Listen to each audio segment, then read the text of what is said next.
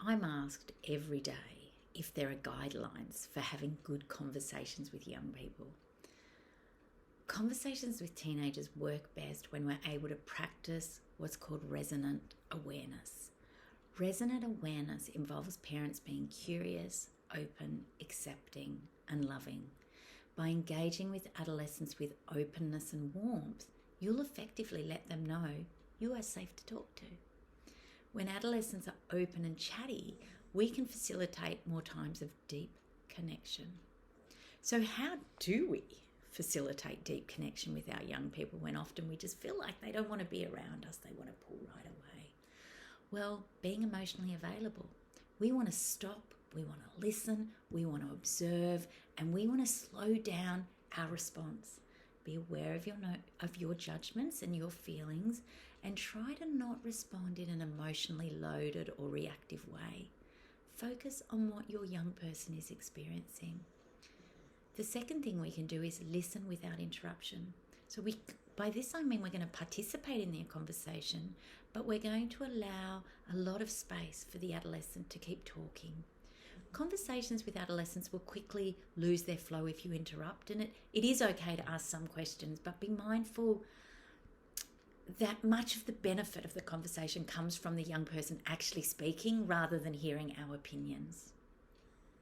The third thing I would encourage would be to validate their feelings to support further conversation. So with some trial and error, you'll begin to learn what kinds of validation work for your young person.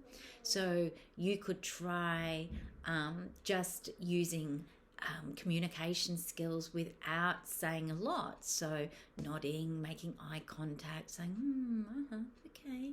That's really important it's activating our curiosity and open-mindedness. And you can be really, really authentic in your quiet interest. As a parent, we can also reflect back in your own words. And I know I talk about this a lot in these different clips, but reflect back what you've heard the young person say. So some of my favorites are, it sounds like you're feeling, or I can hear it was hard for you when, or I can hear that you're feeling sad, angry, frustrated, confused, disappointed, embarrassed, emotional, whatever you want to say. We can also acknowledge that you understand their behaviour based on how others might feel in the same situation, or based on past experience. You know, where you could say, yeah, other kids would probably do the same in that situation, or I'd feel like that too if it happened to me. Is there some way I can help you to feel better? Ask a few questions, but not too many. And you could ask a question like, oh, what was it like when? Or, I love to say, tell me more.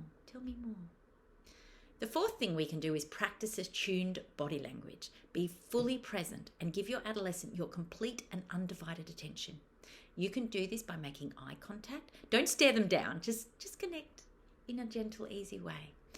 And make sounds that show you're involved in what they're saying. Like we've said, okay, Be aware of tension in your body because you'll be more likely to interrupt them if your body's tense. So by relaxing your body, keeping your body soft, you're going to be able to stay more centered and receptive to their communication.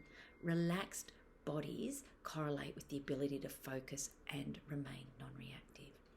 Keep your emotions in check. If you experience an intense reaction triggered by what a young person is sharing, they may become uncomfortable and back off from sharing with you. By acknowledging your adolescent's feelings and your desire to support them despite the difficult content of their sharing, your adolescent's emotional experience remains central to the conversation. So for example, saying, sweetheart, I'm so glad you're sharing this with me. Let's take some time to think about this more. Let me know what you need from me and how I can support you. Another thing we can do is be interested without being intrusive. And this is hard for us parents. You know, adolescents can at times misinterpret our interest as intrusiveness, leading to them withdrawing from us in the conversation. So by watching your adolescent's signals and their body language, you'll be more able to know when to back off. And if your teen's shoulders are creeping a little closer to their ears, or if they begin stooping or slouching or moving back in their seat, or they start to bite their nails, or they're doing stuff with their hair, stop making eye contact and give them some space. That's that loving reassurance. We want to avoid turning all interactions into educational moments. So our adolescents are often so saturated with information and experiencing emotional overwhelm that our unsolicited advice tends to annoy them. So expressing your confidence in their decision making by reassuring them, I'll often say, yeah, I bet you'll figure that out, and I bet you'll figure out exactly how to handle that. Or asking if they'd like your perspective can be just as beneficial to their development of a good sense for them. Empower your teen and show them that you value their knowledge by noticing moments where they can teach you. For example, showing you a sporting or dance move or explaining a pop culture phenomenon. This offers an opportunity for them to bring you more fully into their world and really shows that collaboration, which is so central to this collaborative approach I talk about with parenting young people. Another point is that sharing is important. We don't want to minimize our teens' stories, no matter how dramatic or superficial they may sound. We want to acknowledge their feelings, things like, it sounds really hard, or wow, I get it.